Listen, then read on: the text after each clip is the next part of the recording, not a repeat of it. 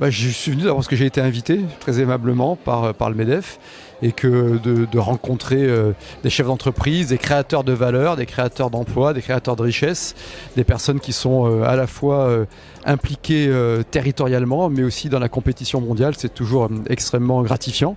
Et puis de porter le témoignage, en l'occurrence autour des notions de sécurité et de liberté, de mes convictions nationales et de mon expérience locale. Donc bien sûr que je pense lorsqu'on s'engage dans la vie publique, moi-même je viens du secteur privé, j'ai été commerçant et je trouve que j'étais très heureux d'être invité ici. C'est assez simple en fait.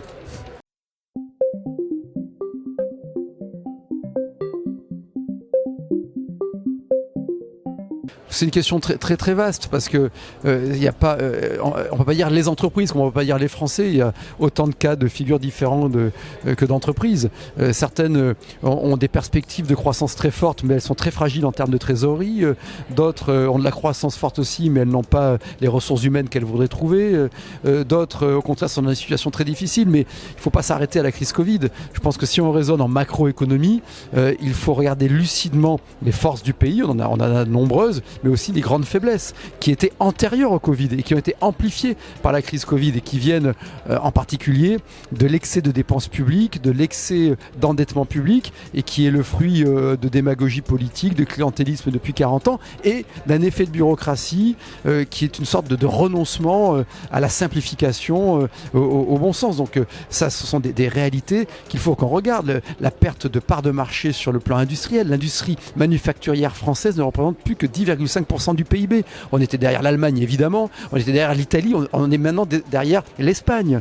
Le déclin éducatif du pays en termes d'instruction publique, on parle du classement PISA mais aussi le classement PIMSS, démontre une baisse de niveau des fondamentaux mathématiques français de nos enfants et ça c'est catastrophique pour l'avenir. Le déclassement scientifique que l'on a constaté alors qu'on était champion du monde de l'invention, de la production de vaccins et qu'on est passé en seconde division. Donc tout cela, ce sont des réalités qu'il faut regarder en face, non pas pour dresser un tableau noir, mais pour vite redresser la barre, recréer une espérance éducative, une espérance industrielle, retrouver les voies de la compétitivité par la formation, de la compétitivité par un système fiscal qui soit moins absurde qu'aujourd'hui, puisqu'on a 85 milliards de prélèvements en plus sur les entreprises qu'en Allemagne, qui est un pays plus grand, qui a plus d'entreprises, et puis faire valoir le génie créatif français. Donc oui, les entreprises, on a eu une telle baisse de PIB qui a forcément un rebond de PIB, mais je pense qu'il faut être très prudent à l'égard des discours de gloriole, puisque lorsqu'on regarde en 2021, l'augmentation des dépenses publiques est le double de la reprise de la croissance, c'est-à-dire qu'on a un double des dépenses publiques qui sont le double du regain de PIB, c'est unique au monde, donc on est complètement sous perfusion publique, et ça c'est extrêmement dommageable. Je serais bien présomptueux que de faire passer un message aux chefs d'entreprise, mais dire que ce sont les chefs d'entreprise qui nous font passer des messages et qui, par leur prise de risque, par leur invention, par leur travail, par leur imagination, parfois par leur chance aussi, créent la richesse et l'emploi. Je pense qu'il n'y a pas de prospérité collective qui s'exonère d'efforts individuels et de prise de risque individuelle.